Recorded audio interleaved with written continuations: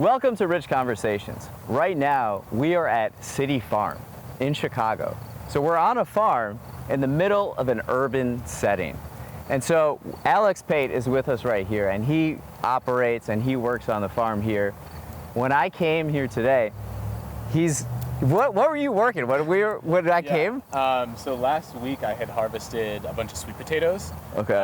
And so harvesting sweet potatoes requires you to fork around them. They grow in clusters. And so you just need to be careful not to damage them. Uncured potatoes bruise really easily. And so I had essentially excavated them, cut off the vines. They are vining vegetables, and so they spread out very wide. And so I had harvested those. They've been curing at a hoop house at one of our other farms. And so then I was cleaning up all the vines when you came. I was raking them up and collecting them. So I show up and Alex is out here working, and it's so peaceful. I just stepped here and I'm walking, and you get this earthy scent just in the middle of the city. It's such a interesting setting and setup. How did something like this come to be? This is just a vacant lot, and now there's gardens all around us, right? For sure, yeah. That smell, you could probably thank the partially cured horse manure that we build our soil with here. But I could get into that a little bit later. It doesn't smell, it's a really nice smell actually. But yeah, City Farm is an urban farm that has been at this location for about 7 or 8 years.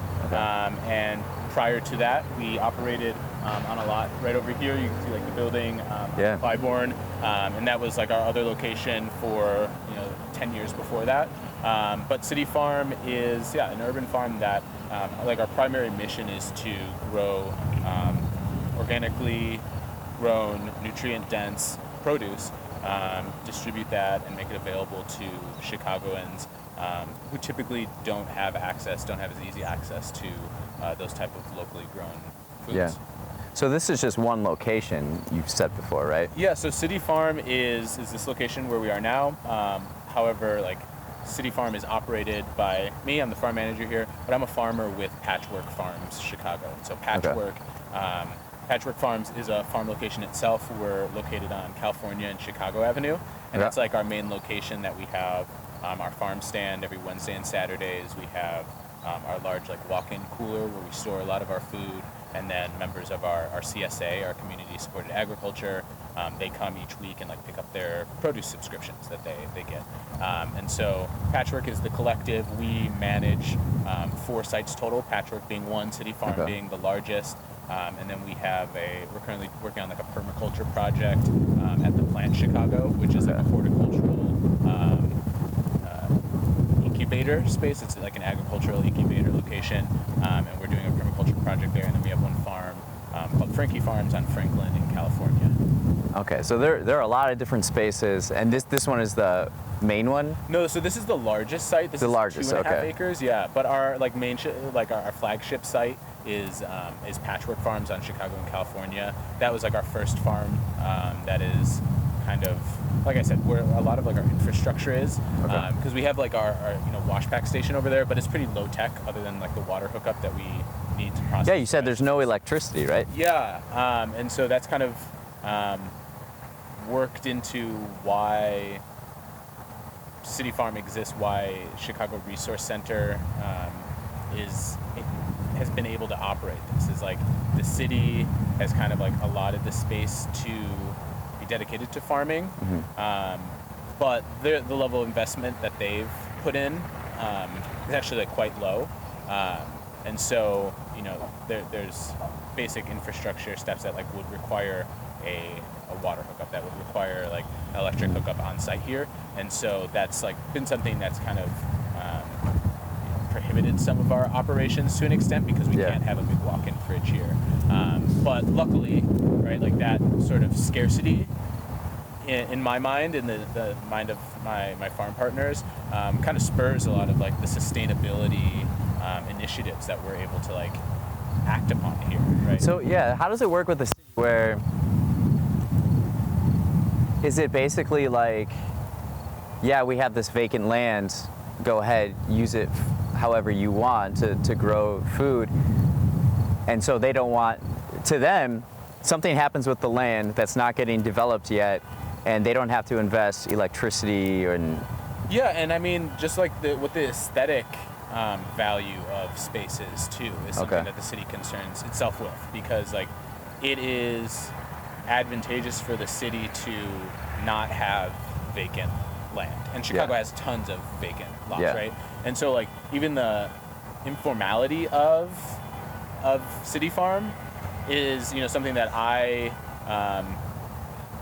strive to like make an example of what a vacant space with limited resources can be, right? So like this is not a model that's replicated across the city, because like otherwise we could have thousands of like small urban farms, and that's, you know, kind of a model that we're looking to live here, you know, at City Farm. And so that's what like kind of the longer term hope is that like while it's been understood that like this farm will not remain here for the longer term, right? Because it just comes down to like city development. The city recently received a lot of funds to like continue the reconstruction of Cabrini Green, Old Town, and so that's going to happen. So this space in particular that we are at right now, it's Cabrini Green. It's right by Old Town, but you can see around us there's a lot of development, right? Yeah, and so all these like condo buildings are mixed income housing, and that was, you know, kind of how the city kind of like justifies the redevelopment of this space.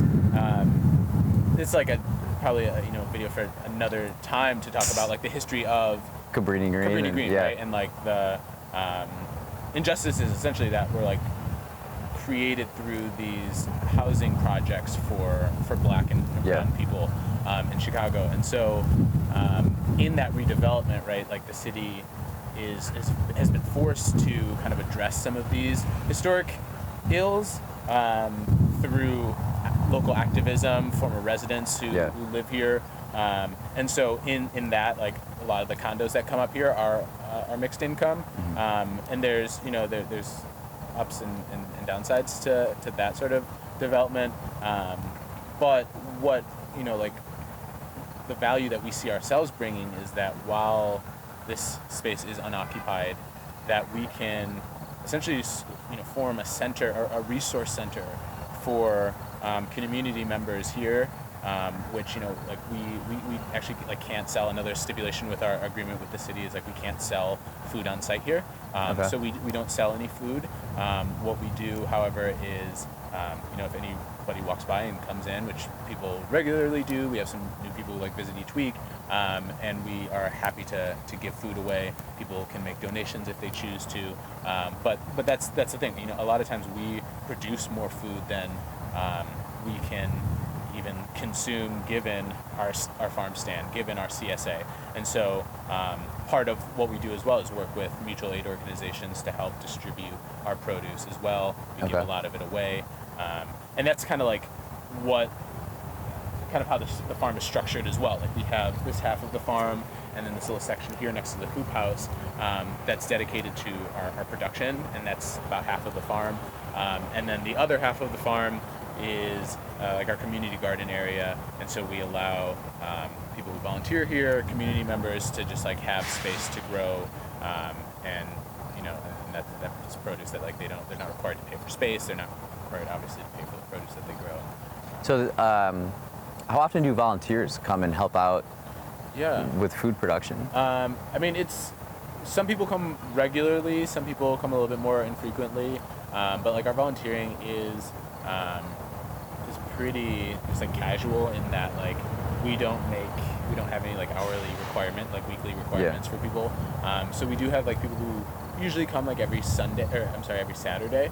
That's like our typical volunteer day is like Saturday from 11 a.m. until 4. And so during that time we have at least like, you know, 3 to 10 of our regular volunteers, regular residents who have space that they're growing in or just come in regularly to help out here. And then, you know, anywhere from like 1 to 5 new volunteers that come and just like can kind of like assist with varying degrees of work depending on the time of the season. So it varies, and especially like given the season, like during the heat of July and August, that kind of like falls off. Volunteers fall off because it gets so hot that like people don't really want to be out here. Yeah, I can imagine that. Yeah. So now, like in fall, we're starting to see more people who come out on the weekends. It's like really mild and nice during the day. Chicagoans love the fall. Yeah, they do. It's like when like a lot less work needs to be done here. Like there's always work. Needs to be done, but, like, midsummer would be like ideal for volunteers to be here. So, yeah.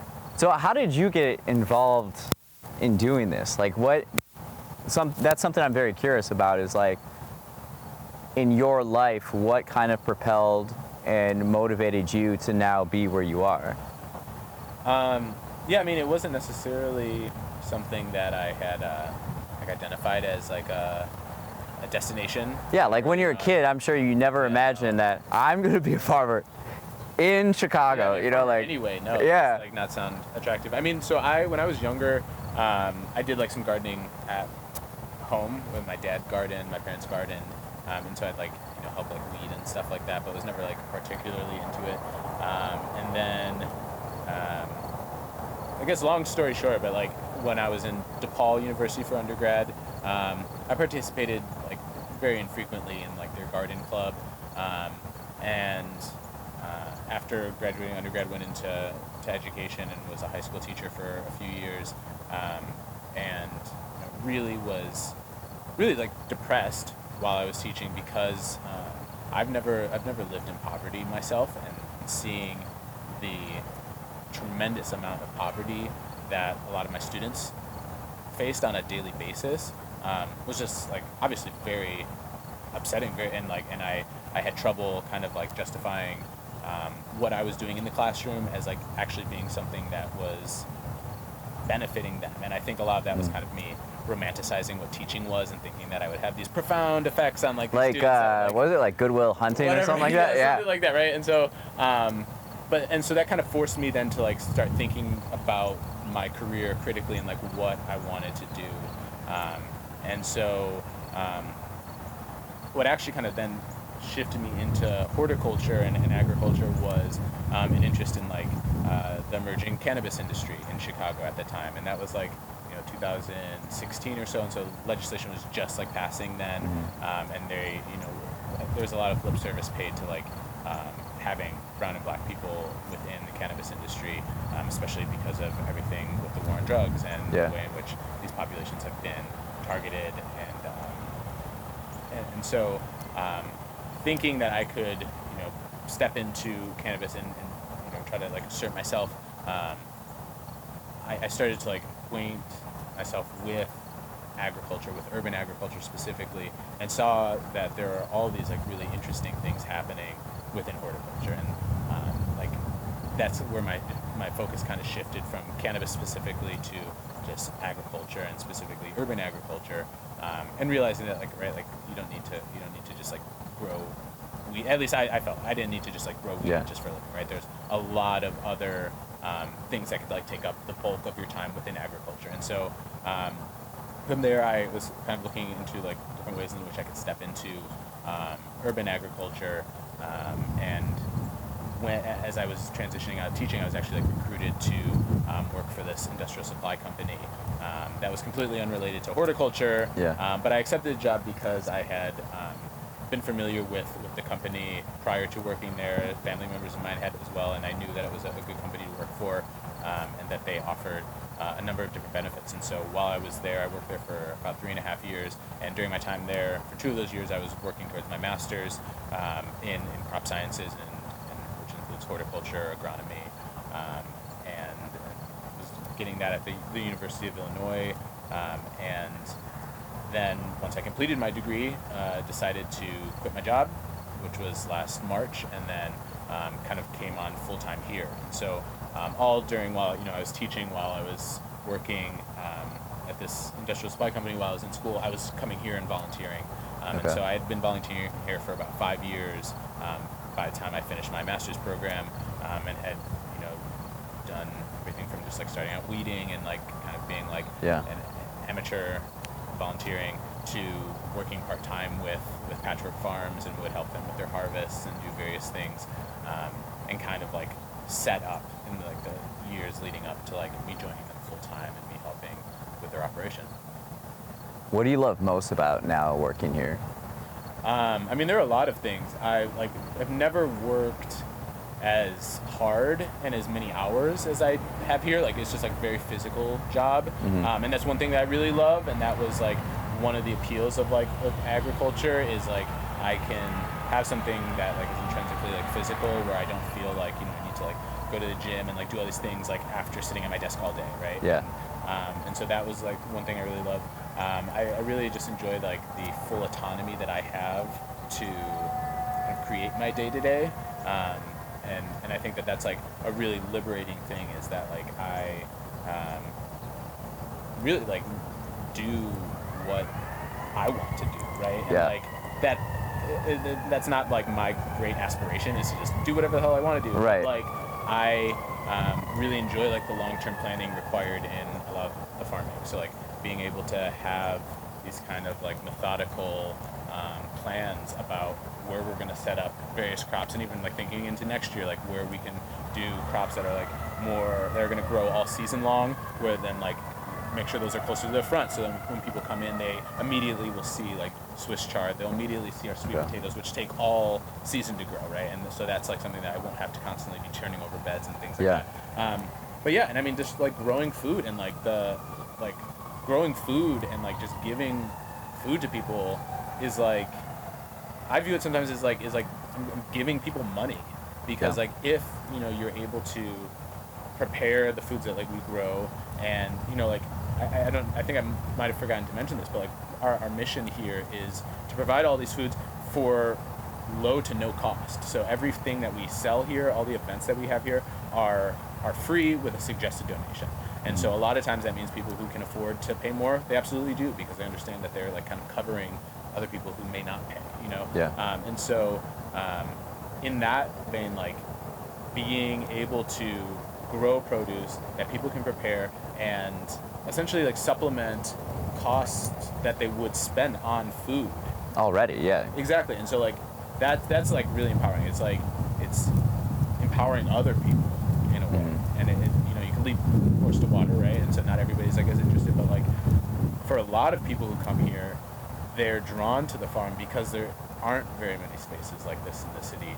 And whether people like seek this sort of thing out, or people just like kind of come across it, like people derive different things from the farm, and like that's one of the biggest things that like I've learned here, is like just having an asset like this gives people the opportunity to interact with it and to become familiar with it, and then be able to think about it critically and make more informed decisions about their life, whether they want to get involved with agriculture, whether they are interested in sustainability and kind of interested in like some of our practices, whether people are interested in like soil science, or you know, we have like carpenters who help us with like infrastructure projects. And so people can engage with the farm in so many different ways, and that's like a really great thing too, is because like we just have the farm here, and how people, you know, choose to interact with it is kind of up to them.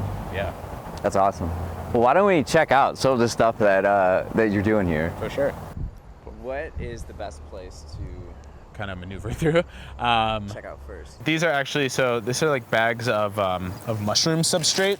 They're not the prettiest looking things, but so it's basically like sawdust with some like cocoa core. It's kind of like a mulch that's frequently used in soil, but they're inoculated with mushroom spores, and so we upcycle these bags from. So what is upcycling? So it's a term within sustainability. So this would otherwise be trash. We actually take these out of the trash from Windy City Mushroom. It's a company that we work closely with to recycle these, and so like Windy City Mushroom has these bags that are filled with mushroom substrate, which are the spores that mushrooms grow from, and so they produce mushrooms, and you know, have a certain like quota that they need to meet per bag that they have, because the bags will take up shelf space and they need to have certain production. And so after, you know, 2 or 3 kind of like life cycles of mushrooms, these bags no longer become as fertile as they were when they were growing from like the conception. And so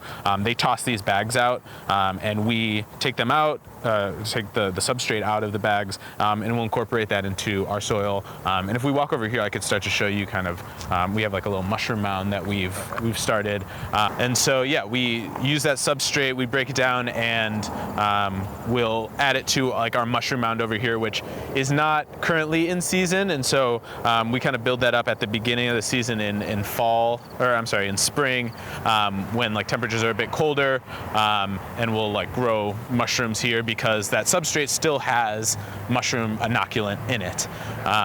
And so that's been something we've been kind of experimenting with, and it's been pretty successful. And so it actually seems so too, like we have, you know, a lot of weeds around here, and part of that is kind of just the capacity that we have to maintain the space itself. I'm the only employee who works here. I have 2 other farm partners who assist in like harvesting twice a week when we're here, and they'll also help like with various like projects that I'm working on here. But with that being said, you know, like I have to be really intentional with like where I spend my time, and so So how do you not spend all your time just pulling weeds? yeah, and so that could like very easily be the case. And you know, like I think that there are, you know, kind of like aesthetic issues that come with maybe not weeding as frequently as other farms do, but like that's not an effective use of my time, honestly. And so like when I weed in places that we're growing crops that it's like weeds are coming in high and are starting to like shade our crops, are competing with our crops, like that's essential, we need to weed that. But when we have like vacant rows here that like we are letting rest from like growing crops in, and during the off season we're going to amend with a bunch of our horse manure, a bunch of our mushroom inoculant, other compost. So like it might not look the prettiest, we have a lot of grasses growing here, but you don't want to leave soil bare. That's not a good practice to just have. And so yeah, I find it to be advantageous to my time is like I can leave this for now. We'll address this towards the end of the off season. Might not look the nicest, and to like maybe an untrained eye, it's like, oh, this just look like a lot of like weeds growing here. But you know, we still grow over 10 tons of food here annually, and so we're able to have production goals and meet them without maybe having like the aesthetic pieces. But as we continue to like scale up our operations for next year, and we'll be able to, you know, bring on more employees to help, we'll be able to address those more like nuanced aspects of farming. So those are more nuanced. It's not. Yeah. Yeah. And there are also different ways of like dealing with weeds in like passive way. So like what we have here is like we've mulched this essentially. So underneath these burlap sacks here, we have incorporated horse manure as well as compost into the soil, and we do a tilther, which is like a shallow tilling, and we will build the soil up, one, because like we physically want to maintain the soil's presence here.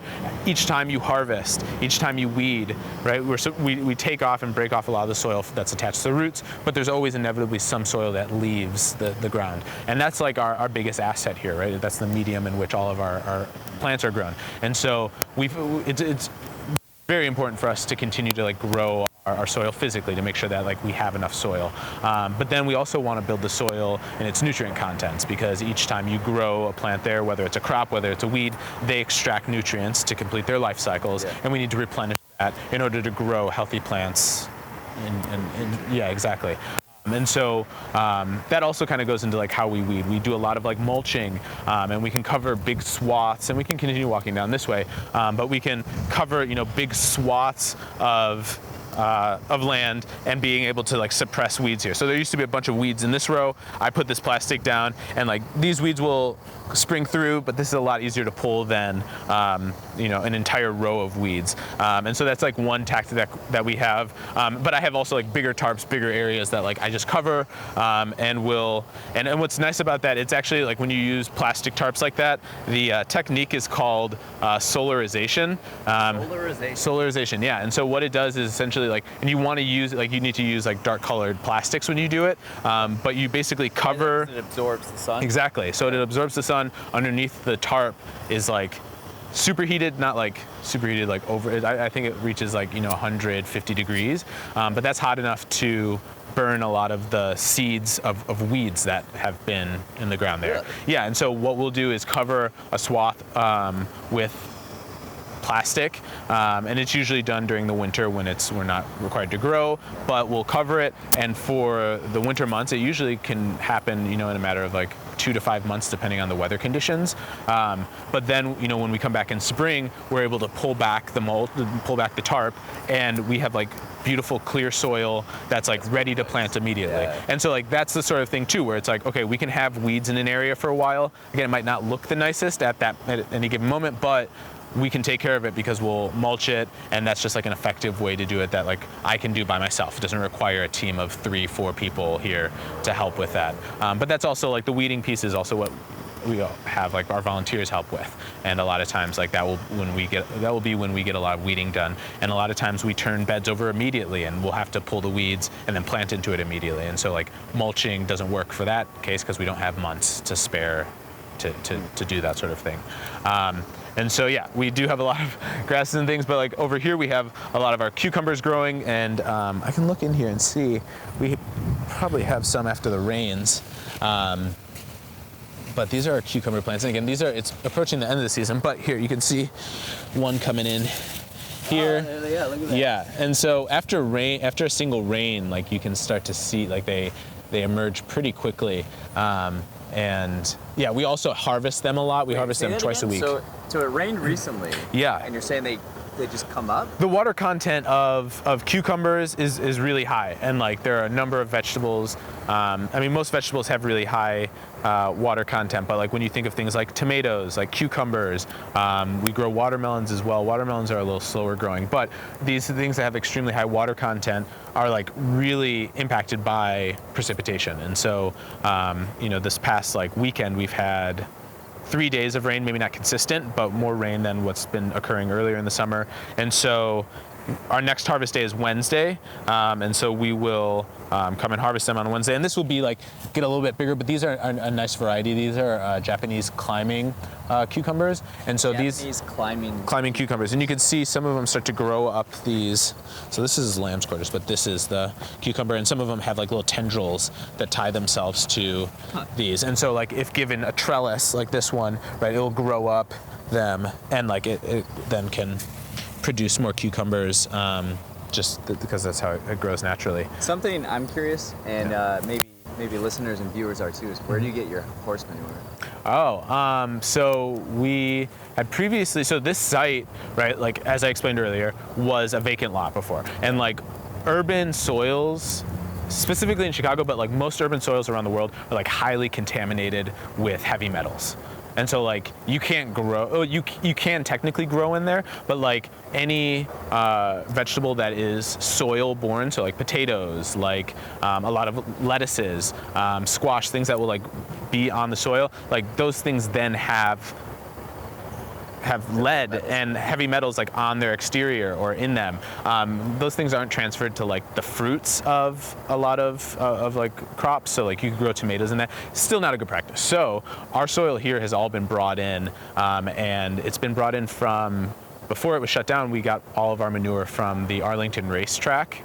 Out in Arlington really? Heights, yeah. So that's like No way. they were paid. The resource center was paid to pick up the horse manure, and like what the horse manure is, it's obviously like horse shit, but then they have like, it's mixed in with really fine wood chips. And so it's like partially cured, partially to like manure that would be used for fertilization and different things. So like what we did 3 years leading up to anything ever being planted here, we brought in soil and built this up. So like we're standing on, what was like 6 to 8 feet of uncompressed manure that has been brought in, flattened, and we build the soil that way. And so every year we bring in more manure. And when we get back to the northern side of the farm, I'll show you these big piles of manure that we have. And so for bigger swaths, like where we don't have rows, like our winter squash that we're growing here, we just harvested over 1,000 pounds of them in 2 days. But we will, at the end of the season when the plants die, remove those plants, and because there aren't individual rows, we're going to come in and add a whole new layer of manure.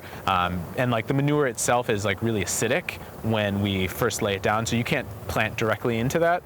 But when you give the winter, when you give it time over the winter to decompose, to start to break down, that's when it becomes like more fertile compost.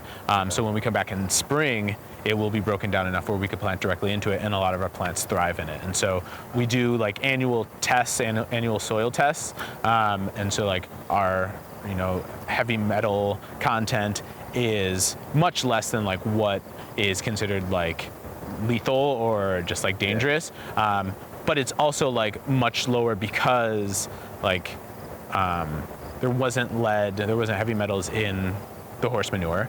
But like also we need to understand that like in an urban setting, those sorts of heavy metals like arsenic and lead in particular are just exist in our air, and those things like don't decay like a lot of other elements, like they don't decay over time. And so like that sort of sediment will always be in our environment. It's detected, it's known that like those things are, and so like those lead in particular is like activated by movement. And so like when you talk about like lead pipes, water moving through them is what transfers the lead from the pipe into people's bodies because they drink the water that comes from it. Lead paint, when homes are demolished or the paint's like scraped off, that agitates the lead, it becomes airborne. And so it's like a very light element. And so like that in cities there's ambient levels of those contaminants always. So when I go up to Wisconsin, I can smell the difference. Okay, yeah. Like it's fresher, and it's real relieving. You just don't have. Does that have anything to do with just like open air? Yeah, I mean, I think that there's like a city? higher density of like particulates in urban areas, right? When you say like, what are the things that like cause air to smell different, right? Yeah. And like oftentimes air smelling different means that there's like different matter, different like ratios of certain matter in the air. And so like generally urban areas being more dense will have a higher rate of cars. So like you're gonna have more higher concentrations of CO2 that was burned from our gasoline. You're gonna have higher concentrations of lead oftentimes because like just you have higher, like at least when lead was used in buildings, you just have a higher concentration of buildings. So that would then inherently result in a higher rate of lead.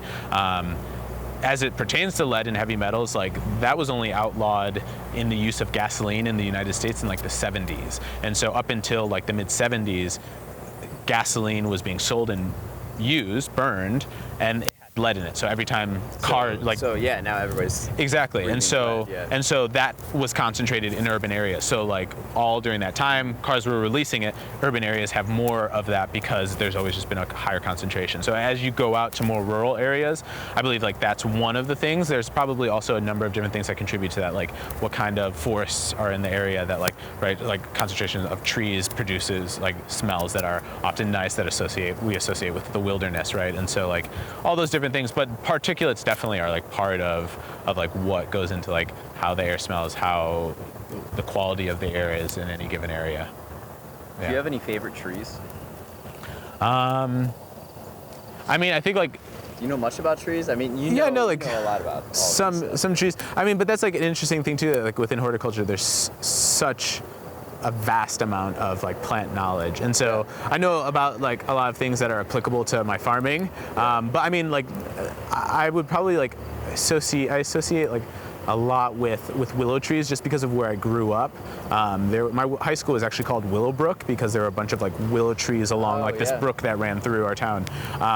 And so that's just something nostalgic. I always remember like swinging on like willow trees with my friends and like they're very doing that distinctive. stuff. Yeah, for sure. And they're just like really pretty.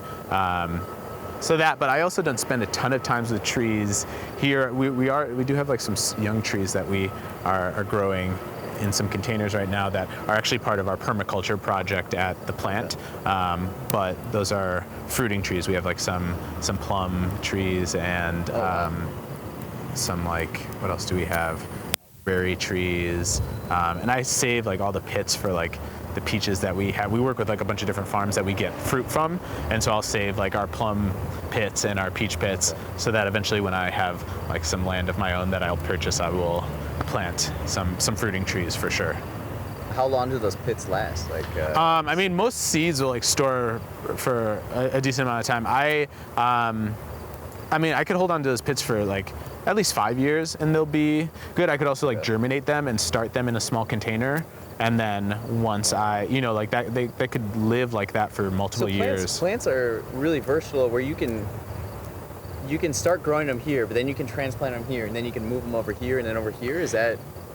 Depending on the variety, yeah, Okay. it's absolutely possible. Depending on like the variety is gonna kind of dictate like how versatile they'll be in like adjusting to those movements, because there are plants that are like really sensitive to being relocated. And so like if we talk about like sunflowers, we have sunflowers here, they look pretty, but sunflowers also have like the ability to remediate soil. And so like typically like we don't typically plant sunflowers like amongst our crops, but they do serve a purpose in that like a lot of times aphids will prefer sunflowers, and so this can be, it's considered like a buffer crop, and that allows like aphids to go here. We don't care if an aphid eats a sunflower, right? But we'd rather not have them on our kale. We'd rather not have them on our tomatoes, our collards, and so we do that. But like sunflowers, for example, are really sensitive, and so like we'll find clusters of them early in the season. We're like, okay, we don't want sunflowers here, but we could relocate these to some other place on the farm, and they are like really impacted. And so like you can dig around them. We dig around them by a few feet to just have like all the soil and the plant. So like try not to disturb the roots. And we always plant them, and like they die immediately, but they'll come back and they'll like recover as long as we give them enough water. But like a lot of other plants you can transplant, they won't like die or won't look like they're dead, and will be fine. So like kale, to like the exact example that you're talking about, like, and not even just kale, but a lot of the plants here, we start in small trays, right? We'll germinate them, we have them in our hoop house, and that's what we're doing, right? We start them in the tray.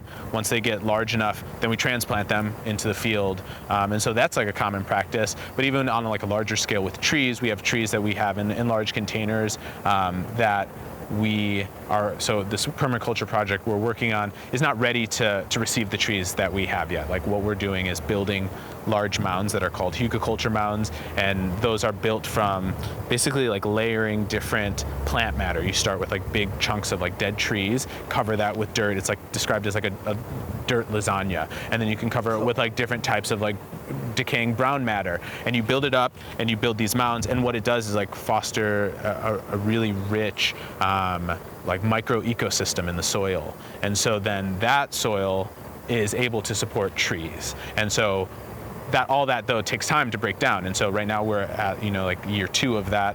Starting probably next year, for sure, the following year, we could plant directly into that with our trees. And then over the course, you know, of like 5 to 10 years, these trees will mature and start to produce fruits, start to produce nuts. We can plant like shrubs into them, which are also like annuals that will come back every year, and will establish themselves. And so that's like a big thing that you see when you transplant, is like usually when you get something in the ground, it needs like a year to just like be in a spot and kind of like acclimate itself, allow its roots to expand and like grow. But typically then when you come back the next year is when you see the plant like really take off, because it's now living in soil as opposed to like in a pot where it's like very confined. Okay. And so that's what we've seen. We could actually keep going, and I'll show you though, we have like some of our elder, for sure, our elderberries.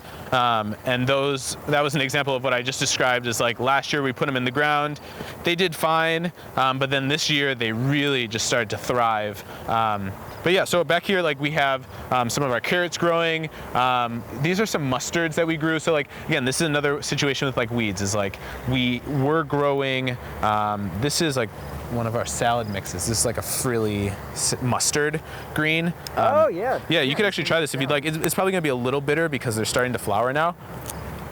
But these are good, like, yeah, these aren't that bad. These are still pretty tasty. And Yeah, these are good. And these are all edible too. So like this is like broccolini. Like you see the little flowerlets. Oh yeah. So like that's all broccoli is like, we actually have some broccoli down here too. The thing with like broccoli is like, This tastes so fresh. yeah, right? It's spicy like too, not- right? Yeah. I use it on sandwiches all the time. It's really tasty. But yeah, so we have like arugula here. A lot of the arugula is on the way out. This is our broccoli. And so like, you can try this if you'd like. But that's like the thing with broccoli, is like you have to pick it before it flowers, and then it's just a flower. And so we have a couple varieties of broccoli here. We have cabbage back here that are coming in nicely. And then over here we have tomatoes. We have like over 150 tomato plants. And again, like some weeds here, but like we can still grow these things. I don't have to spend my time weeding right now. It's all going to get cleared. It's all going to get covered. We're going to add amendments to it before the winter. But just in any given moment, like my time's better spent planting new things, harvesting, doing things that are more immediate. And so, yeah, we have like tomatoes here, tomatoes over here. We have a few different varieties. Solarization, right? Yeah, exactly. And so this has been covered all season actually, and that's been kind of like the nice thing with how big City Farm is like we don't need to grow on every available space here. And like that's a thing that like a lot of people for generations, honestly, that in like a lot of like Western practices of farming haven't really adopted until like there's been like a kind of like a resurgence of like this indigenous knowledge in a lot of places of like understanding soils as an ecosystem, and that like just as an ecosystem, like there needs to be this sort of like balance in maintaining that ecosystem. So it's fine, and we encourage it. Spaces at the farm that like we just don't grow. We didn't grow anything this year, and we solarized it. It's gonna be really nice underneath and ready to grow. But like the nutrients have not been depleted in this swatch of land because like we haven't grown here. And so we'll still add our amendments. We'll still make sure that the nutrient content is where it needs to be. But like we can grow here next year, and it's gonna be whatever's growing here is gonna do great because like the soil has been undisturbed for a year. Tell me about. You mentioned before the what is it, the aphids or not the aphids? You were telling me earlier about the finches and the birds and the purple finches. Yeah, the purple finches. Yeah. So I was explaining to you that like aphids, aphids. Yeah, the aphids. Aphids can like wreak havoc on like a lot of crops. And when I was volunteering here 4 years ago, they had really bad aphid problem, and I was like really grossed out by them, and like incoming and managing. So these are like bugs. They're little bugs. Aphids are little bugs. Yeah, if you don't know what they look like, you should look it up. They're really gross, but they're like look like little pieces of rice, like half of a piece of rice, and they live in like these clusters, and so they all like live next to each other on plants, and so a lot of times they live like underneath the leaf of a plant, and they'll just like feed on it, and they are eating the nutrients from the plant. And so if the aphids get bad, like worse enough, like you can kill a plant. A lot of times like there might be a few aphids, a plant will be fine. But I wanted to like be proactive about like how I would address that. And so like one thing, aphids don't like onions, and so they don't like onions, they don't like garlic. So like we'll also plant onions and garlic amongst our what we're growing, just like periodically to like have it there. That's one deterrent. You took a photo of the marigolds over there. French marigolds, those are also a deterrent for aphids, and actually like rabbits don't like marigolds too, so that's like a way to like kind of keep some rabbits away. There are a lot of rabbits in the city. Yeah, for sure. Well, continue the story of the fish. Yeah. I gotta ask you. No, we'll get back to the rabbits. Yeah.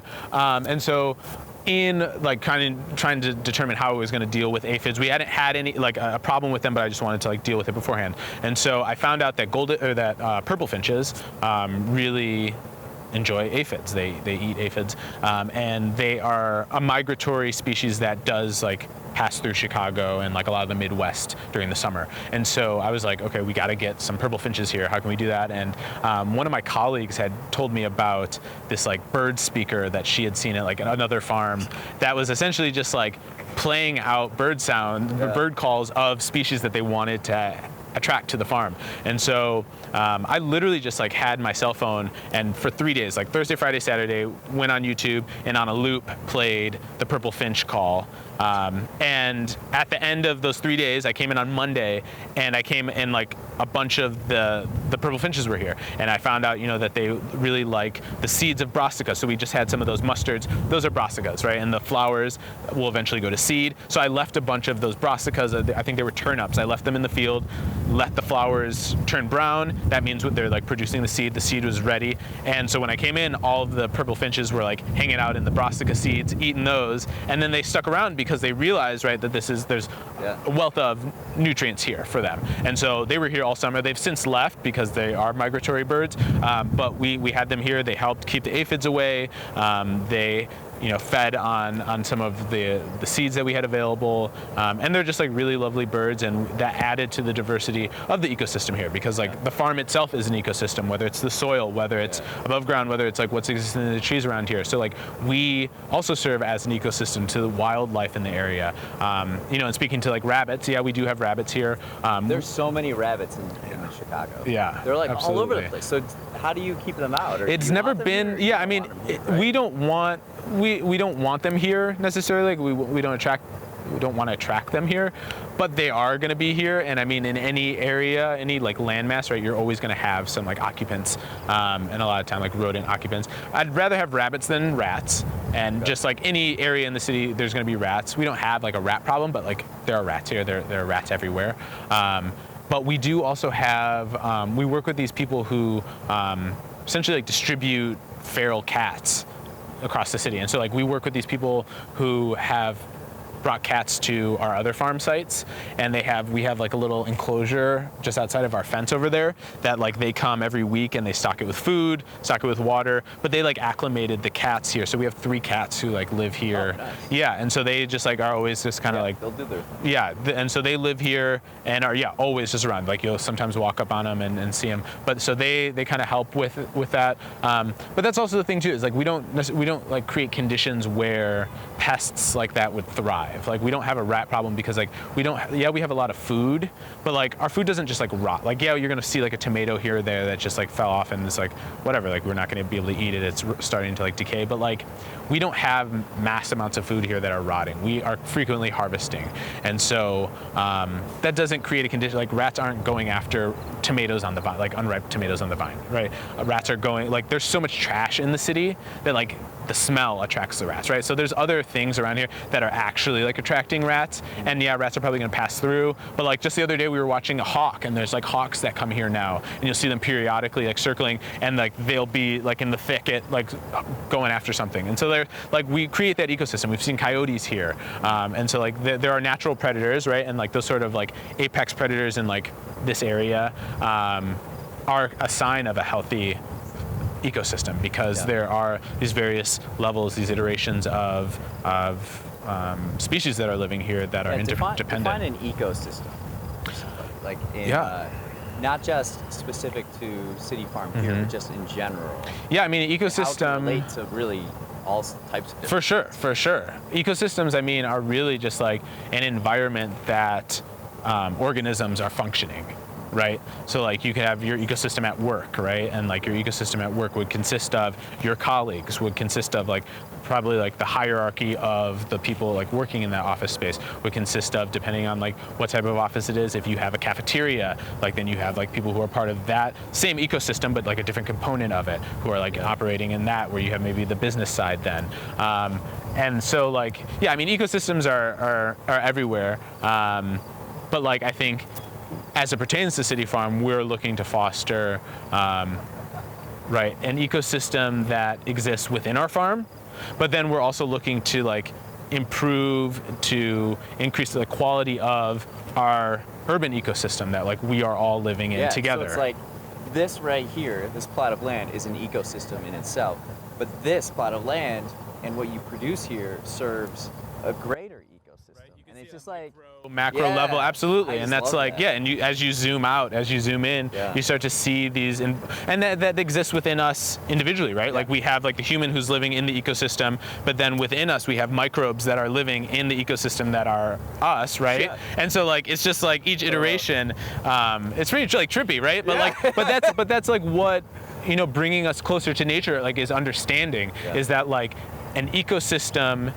is only an ecosystem because it exists and is reliant upon these other systems, right? It's like an ecosystem, right? And no system consists of like one individual component, right? And a lot of times too, it's interesting to think about is like there are aspects of ecosystems that we don't even know are impacting that ecosystem, right? That like we could try to like eliminate aphids, and maybe I find out that aphids were actually like a food source for the purple finches rather than me like inviting the purple finches, right? Like that, like me getting rid of them, me choosing to harvest all or like pull out all of this produce that like has flowered, so like it's not good for the purpose that like we want to sell or give our food away, but it's like, oh, I could still actually keep those and they could serve some other purpose in this ecosystem, right? And so there's like constantly things like that. Like it's like, what are the known knowns, what are the known unknowns, what are the unknown unknowns that like we're trying to still be like cognizant of, and like that's a process that like we're constantly learning, but that's all like part of what we're doing is like learning. Like our sustainability, we don't claim to be like a fully sustainable farm, because that's like a process that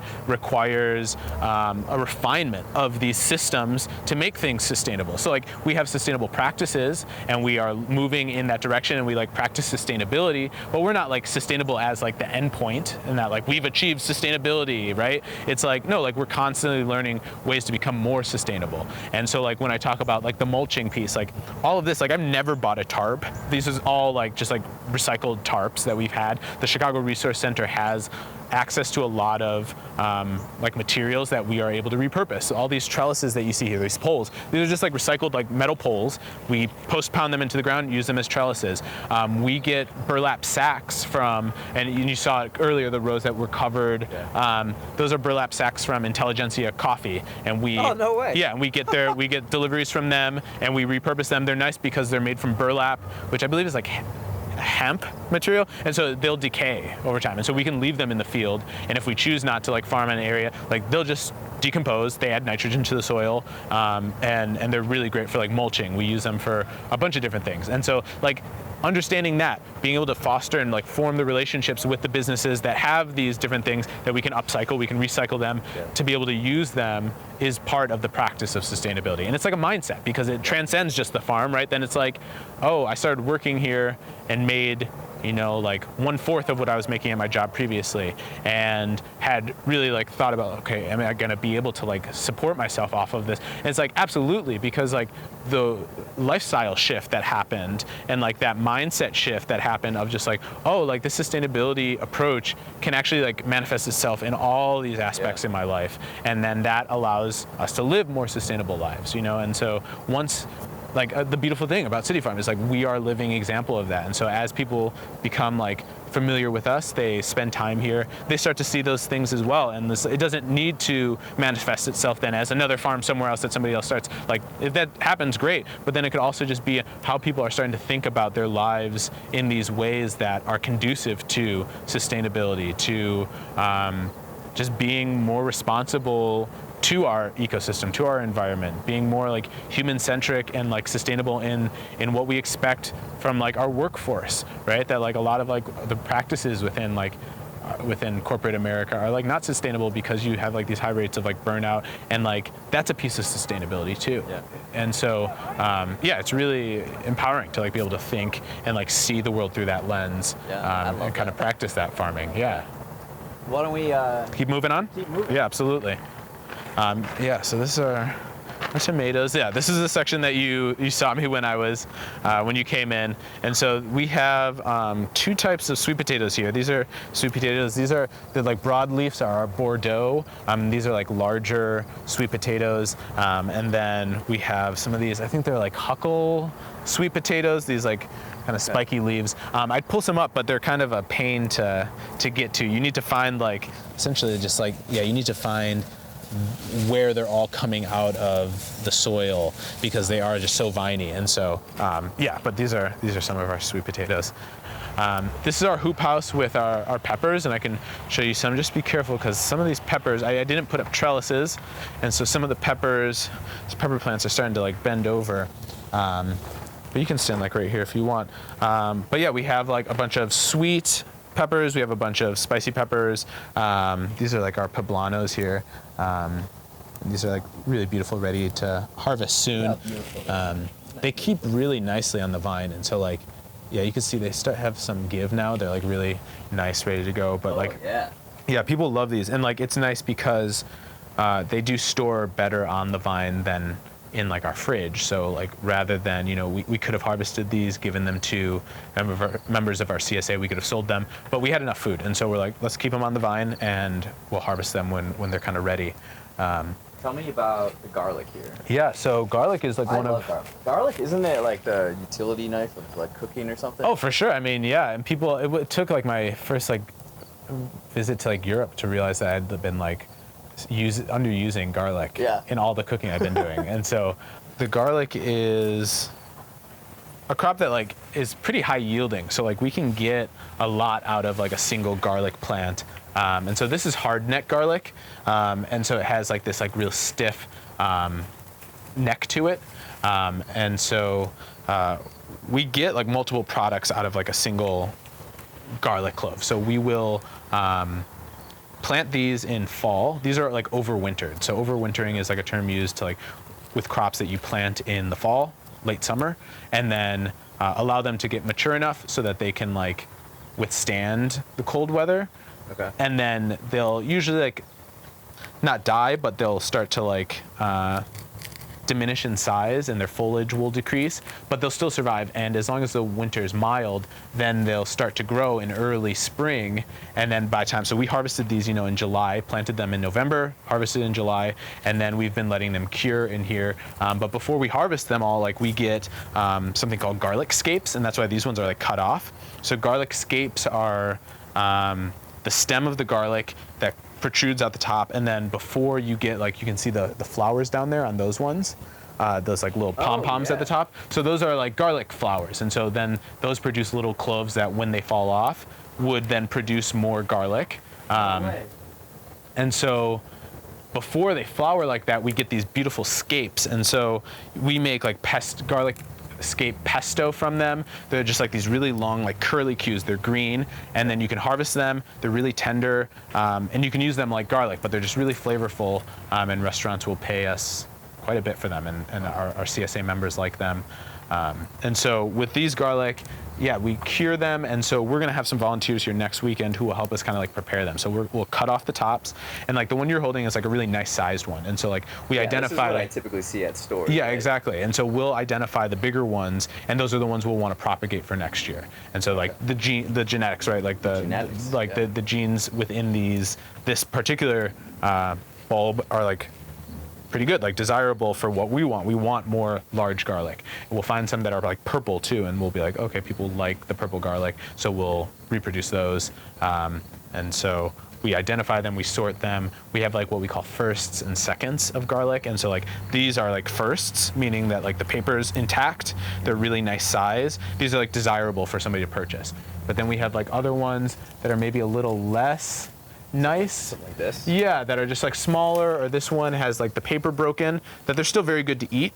And so like a volunteer could take this for free. I would probably bring this home and cook with it, but maybe not isn't something we want to just like sell. We want to try to sell like the nicest stuff that we have. So how does the Chicago winter like help growth compared to other regions of the country? Like, is it good to have a winter like Chicago, or is it bad?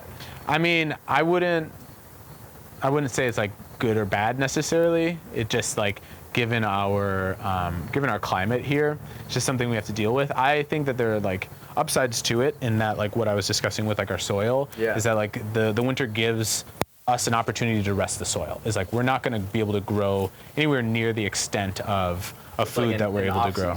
Exactly, right? And I think that that's like important. I think that like in the same way that like we like vacation, right? Like when we've been working a lot and like you need to like reset. It's like the same thing with the soil. Is like, let's give the soil vacation. Like let's let it just like rest. We're able to add our amendments to it. And like we do over winter, like I said, we grew this garlic, but we're gonna plant garlic in places that like we didn't grow our most recent iteration of crops.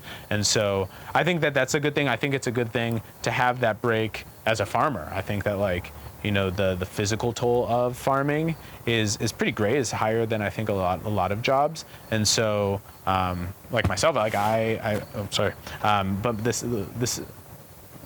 I've applied for some jobs that might work over the winter, but if I decide not to, like my plan was to just kind of like rest and like to like kind of take care of myself physically, so that I can start next season and kind of like be in a good spot where I don't feel drained. And that, I think like the winter allows that to happen, because otherwise it would just be like I'm squandering all the time that I could use to grow more produce, right? And so if that was the case, like we would absolutely need more people on staff and like need help throughout the year, because how I physically exert myself during the summer, like I need a break after. And so that's kind of a good thing. But I mean, you do have places obviously around the country that like are able to grow year round. But even that, like the climate does change during those seasons, those off seasons, and so the types of crops you're able to grow at any given time changes. What you're looking to do, and exactly just gotta figure it out. Yeah, I mean, and you could have like indoor setups. Like if we've been discussing it, and we might do it this year, but we could set up, we could easily grow like kale in here or collards. And like I said, like once we close these doors, the interior temperature here is like 20 to 30 degrees warmer than the ambient temperature outside. So like we could grow things here all winter if we wanted to in the hoop house, but it's also obviously confined. So like we could grow some probably for like the farmers. We wouldn't probably sell those because we just wouldn't get enough, but we could definitely definitely plant in here, and we might not. The thing that's tough then, it becomes like irrigation. Is like with the freezing weather, we don't want to leave water in our hoses, and so that would be difficult, right? Is like if it gets that cold, we would technically need to leave the water running so that it doesn't freeze, but that's just not an efficient use of water, and so we probably won't grow. I mean, if again, because it's not that big, like we could easily just water by hand, but that's just like another kind of layer of things we'd have to do then. And so this area is like where we host like a lot of events that we have here. And as like I took over this farm manager this year, I really like put a big emphasis on like bringing people to the farm. I think that when we talk about like urban agriculture, like there's a lot of ideas about like what its function is in the urban ecosystem, right? And so it's like, yeah, we can obviously grow food, and that's like primary what farms do. They grow food, they grow different types of crops, and so we obviously have that. That's our priority. But when we talk about, you know, the proliferation of the idea of sustainability, when we talk about the proliferation of the idea of achieving food sovereignty in a city, of addressing food insecurity, of addressing environmental racism, it's like we need to familiarize people with these spaces and allow them to see the tools that those spaces can serve as. And so in doing that, right, like what's inherent in farms is that there's space, that we have land. And so we had this available space, which last year was open. We had, you know, some clover growing here, but nothing was like really growing here. And so we decided that we wanted to like bring people to the farm through various art and cultural events. You came to the farm a couple weeks ago when we had like one of our dance parties. Dance floor looked a little drier. Yeah, it was a little drier, a little bit more cleared out, but we have these tables here now. We had like nice like tablecloths, and I made some like nice bouquets for them. But we hosted recently a farm to table dinner, and that's like one of the other events that we do. We host farm to table dinners where we, you know, pull produce from what we're growing here. We source produce or like animal products from like local vendors and do farm to table dinners for people. So we had, you know, Matthew Manning of Gumbo Fit. So we had Gumbo Media here for, it was like a retreat for them, but we had a farm to table dinner. We had about 25 of their team members here. One of my farm partners, Audie, he is like working on his ability as like a chef, and so has been cooking for these farm to table dinners. And so we hosted 25 people here. We had like, you know, 5-course meal, had desserts made, all like everything sourced locally. And that sort of thing is like, you know, what we identify here and like what is identified in like this concept as like as radical community building. It's like community building around these really profound, these really impactful aspects of our society that, like, you know, you may or may not be surprised that like a lot of people we have here, a lot of people who like are interested in farming and what we're doing in this community building, a lot of those people are artists. A lot of those people are, I mean, it's surprising to me how many of these people are artists, but then when I think about it, it makes sense. But then, you know, we also have just like all these different professionals who like engage with us in different ways. But like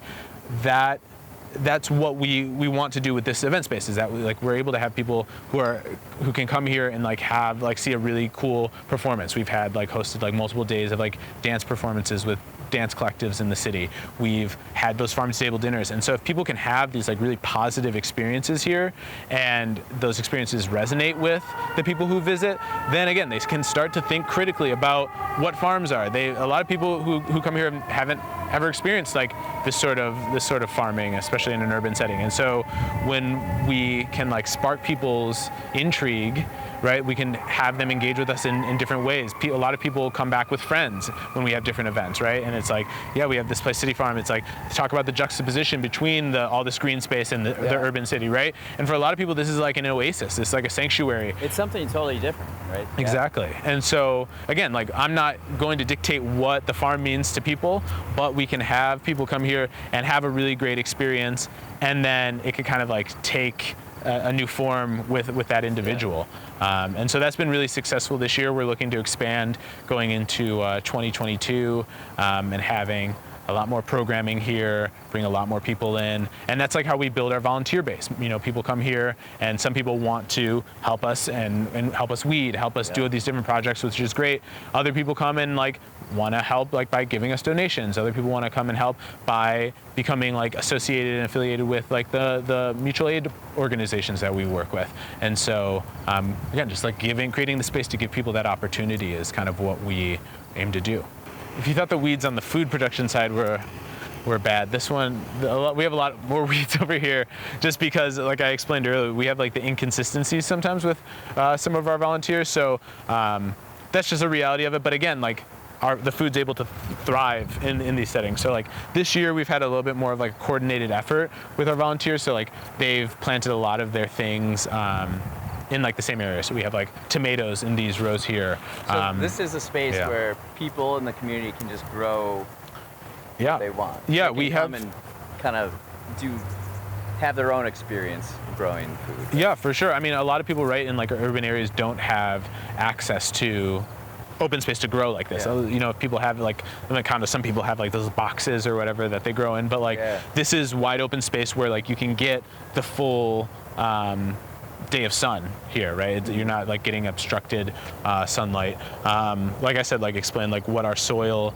is and like our soil quality here. That's something that is hard to come by in an urban area. And so, yeah, a lot of the people who farm here are people who regularly volunteer with us. We have people who, you know, just kind of happened upon City Farm or saw something on social media, came here early in the summer, and they've been volunteering ever since. And like we encourage them, we have space available, like come farm. And people who are like growing who have never grown things before. And so that's powerful. Yeah, because then you have the community people who are a bit more like familiar with growing, and in previous seasons have been here and farmed. And so like people are like really excited to share their knowledge and like kind of help other people get their footing in like starting to grow things. So yeah, we have like our tomatoes over here. We have a lot of like kale and mustards over here. We have a lot of birds visiting. And then basil, I see. Yeah, we have basil that's flowering over here. A lot of the stuff we call like volunteer plants are like plants that have propagated from last year. So like it's like somebody either harvested after the plants went to seed, and so then the plant produced the seeds, they were in the ground, and though we pull up the plants before winter comes to like prepare the soil, those seeds a lot of times still remain. And so a lot of things that are back here weren't even planted this year, but have just kind of emerged from last year, previous year seeds. Actually, if you could see, I can share this tomatillo with you. This tomatillo is like approaching the end of its life, but this is a purple tomatillo. These ones aren't quite as ripe. These ones are really sweet. This one's gonna be good. You should have this. I'll try to find another one. I just eat it right now. Yeah, just go into it. You don't want to eat the paper, but you can eat everything. Not everybody knows that. They don't always know which parts are good to eat. But yeah, these are like really sweet. People are always surprised by. Oh, wow. Right? And it tastes so fresh, too. Absolutely. And the texture is awesome. It's like really, it's like aerated but crispy. And so we make like verde salsa sometimes with Yeah, that's what I make these. with this stuff. Exactly.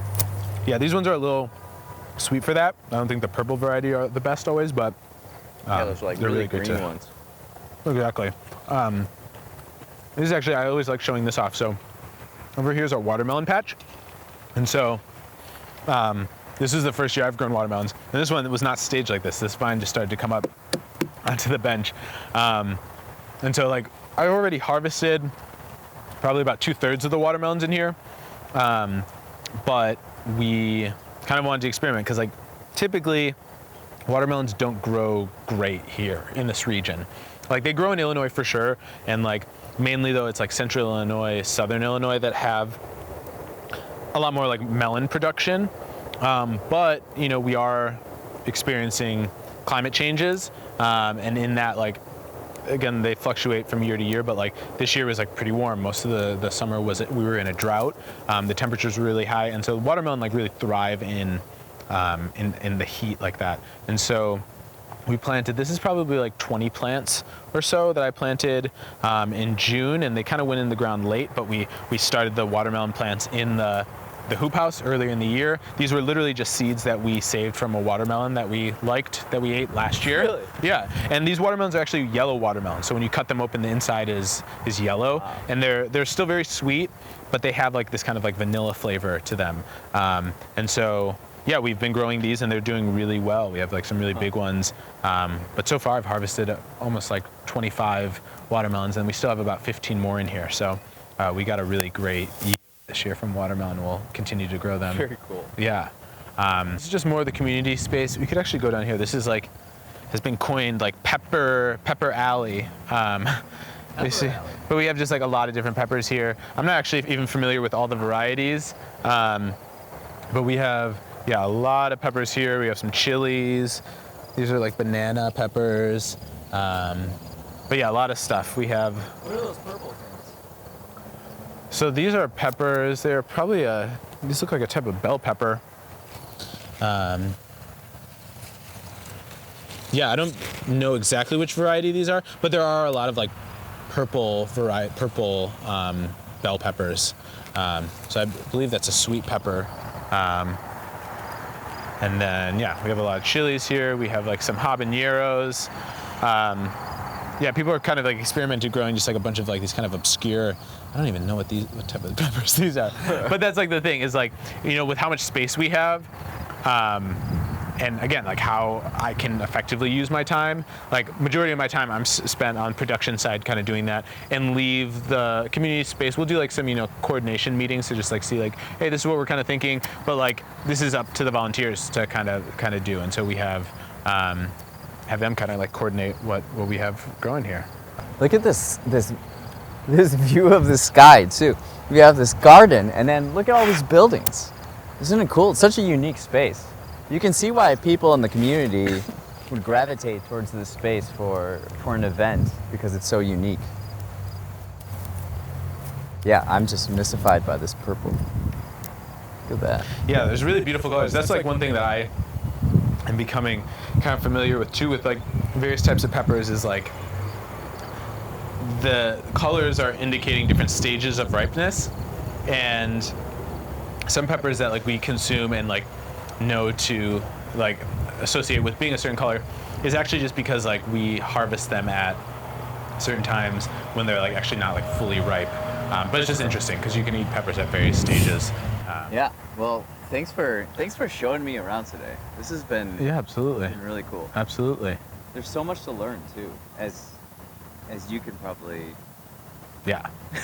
No, for sure. say, like you know all this now, but you probably would acknowledge there's so much more that you still have to learn, right? Oh yeah. I mean, that's like what one of like the biggest draws is here, is like despite being like physically exhausted at the end of days and weeks, like I'm always just like mentally stimulated, because there's like always, whether it's directly horticulture related, things I'm finding out like nuance about plants and my relationship to them, or just the great like people that I'm able to like interact with, right? And like who are able to like find various like reasons to be intrigued with the farm, and like we can kind of share kind of like what we're doing today. And so like that's always an incredible piece to have like an inherent aspect of your job. So Well, thanks again for coming on. This For has sure. been great. And thanks for watching and listening.